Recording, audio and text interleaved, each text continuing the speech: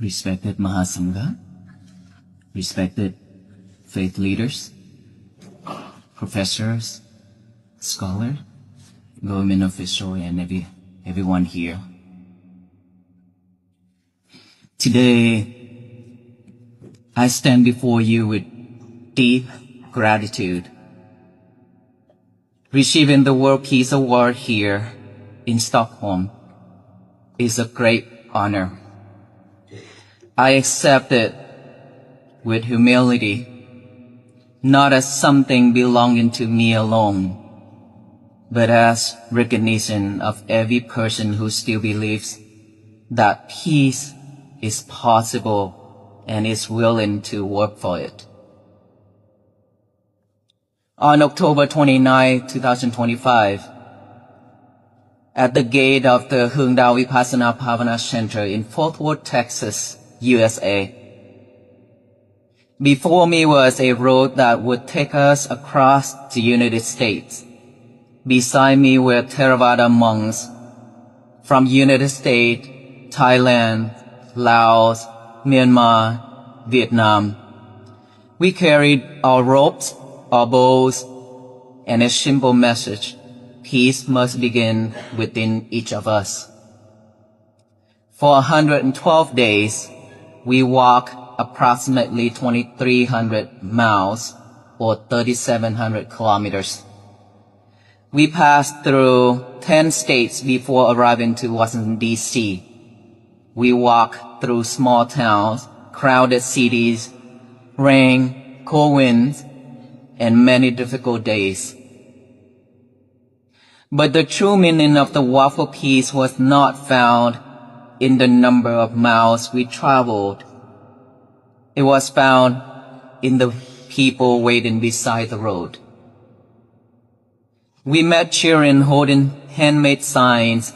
We met veterans, police officers, firefighters, nurses, teachers, immigrants, public officials, and families who had driven for hours just to stand with us for a few moments.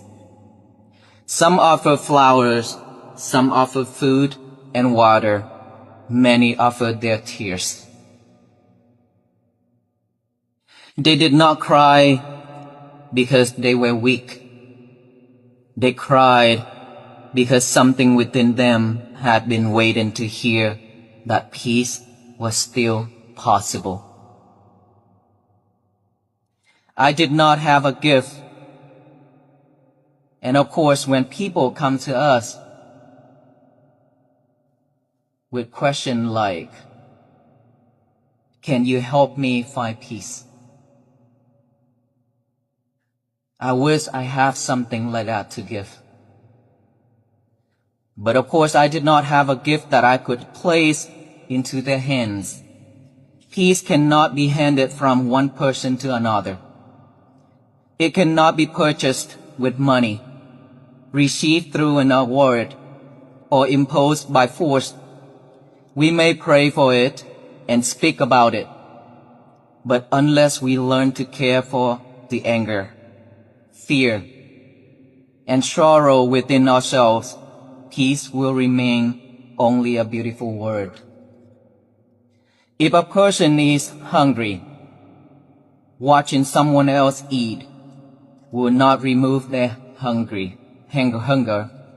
In the same way, listening to others speak about peace will not bring peace into our hearts unless we practice it ourselves.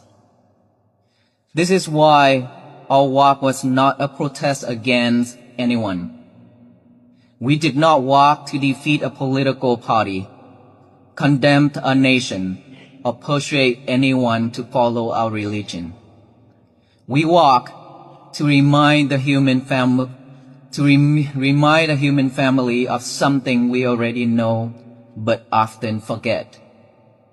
Every person wants to live without fear. Every parent wants a safe future for their children. Every child deserves to grow up without being taught to hate someone they have never met. Across America, I met with so many people behind different faces, languages, religions, and political beliefs. I saw the same human heart. That heart can be wounded, but it can also be healed. It can hold anger, but it can learn forgiveness. It can become divided by fear, but it can return to compassion. Our world moves very fast. Information reaches us within a second, but understanding often arrives too late. We react before we listen. We judge before we know the whole story.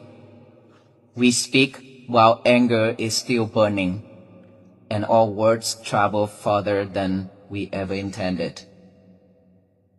A war begins long before the first weapon is fired. It begins when fear is allowed to grow without understanding. It begins when we stop seeing the humanity of those who are different from us. It begins when another person becomes only a labor, an enemy, or an obstacle. The same pattern can begin in our homes and communities. Every harsh word adds something to the world. Every act a patient adds something to. Peace is not only the work of presidents, diplomats, religious leaders, or international organizations. It is also decided at the dinner table, in the classroom, at the workplace, and in the moment when we choose whether to answer anger with more anger. Peace does not require everyone to think alike. It asks us to remember that disagreement does not remove another person's human worth. It is easy to speak about peace among people who already agree with us. The true work begins when we meet someone whose beliefs are very different from our own.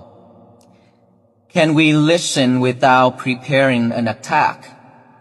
Can we disagree without humiliation? Can we protect our convictions without treating another person as an enemy? Those of us who speak about peace also must examine ourselves. We cannot call for harmony in public while creating division in private. We cannot ask nations to forgive while refusing to forgive within our own families and communities. We cannot expect society to become kinder if our own words continue to carry anger and contempt. Peace begins within us, but it cannot remain there. Inner peace must become compassionate action. It must feed the hungry, comfort the grieving, protect children, care for animals, welcome the stranger, and stand beside those who feel forgotten. A peaceful heart does not withdraw from the suffering of the world. It enters that suffering without adding more hatred to it. Today, the same message has brought us to Sweden. Stockholm is known around the world as a place where great achievements are honored and serious conversations about humanity's future are held. Yet peace cannot live only in ceremonies, conference rooms, or official declarations. It must enter our daily lives.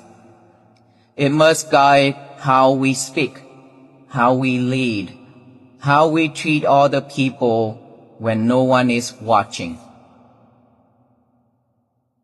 I received this award on behalf of the monks who walk beside me, the volunteers who serve quietly, the officers who protect us, and the people of many faiths who pray in their own ways along the road. I also receive it for every person who came to us carrying a private sorrow and hoping that peace was still within reach. This award does not mark the end of our work. It gives us a greater responsibility. Recognition gives us a voice further reach. But what matters is how that voice is used. I will continue to use mine for nonviolence, compassion, understanding, and dignity of every human life. And today, I ask each person here to make one quiet commitment. Do not wait for someone else to begin. Choose one place in your life where peace has been missing, and take one honest step towards it. A single step may not carry us across a nation, but without that first step, no one crossed the road. One voice may not end a war, but it can prevent hatred from entering another heart. One act of compassion may seem small, but to the person who receives it, that act may change everything. May those living in war find safety. May those separated from their families be reunited. May those carrying hatred find the courage to put it down. May those who have lost hope find a reason to begin again. May every child inherit a world in which differences do not become reason for violence. From Stockholm, let us send a message beyond this hall, beyond Sweden, and beyond every border. Peace is not someone else's responsibility. Peace is not a dream for another time. Peace begins here. Peace begins now. Peace begins within each of us. And I hope that if you already listened to my talk, that if we don't give our mind a wholesome thing to do in the morning when we wake up, then our mind will automatically pick up all the trash to chew it over and over. Trash means all those unhappy things, hatred, anger, delusion, greed, so on. Once our minds are filled with all those defilements, we will mess up our day. So before we mess up our day, in the morning when we wake up, always remember to make our own bed. And then get a piece of paper and a pen out, write down the statement called. Who knows that statement? Who knows that statement? Raise your hand. Okay. That statement says, today is going to be my peaceful day. You begin your day just like that. Just write that statement down. Today is going to be my peaceful day. Instead of letting your mind fill with anger, greed, delusion, now we wire our mind to have a wholesome message, which is today is going to be my peaceful day. Write that down, read it over and over with our eyes, and then read it out loud. To tell the universe that today is going to be my peaceful day. It's mine, no one else. And I am the only person in this world who can mess it up. No one else. Because I have a choice. I have a choice to mess it up or not. To determine that today is going to be my peaceful day, to tell the universe that positive statement, because we've been spread hate, delusion, greed, and all those things, unwholesome things to the universe already, so much from generation after generations, and that is why the universe returns with disasters, and then we suffer. So now we need to change by spreading only loving kindness and compassion and mindfulness to the universe by doing that message, that statement. Today is going to be my peaceful day. And then throughout our day, just live peacefully, mindfully, one task at a time. Because we've been multitasking ourselves. Not every day, not just every day, but right now, earlier when I talk, most of you were also sidetracked. Do you know what you sidetrack with? With the slideshow, the video earlier. So when your eyes catch that, your ear cannot listen to me, cannot hear what I say. Is that true? Because our mind can only pick up one thing at a time. When we pay attention to this, we are not pay attention to this. When we pay attention to this, we cannot pay attention to that. So one thing at a time. We are multitasking ourselves every day and for many years already. That is why we suffer. That is why we are not mindful enough to live a peaceful day. So now is our chance to work on it, to build peace upon ourselves. May you all be well, be happy, and be peaceful. Thank you so much.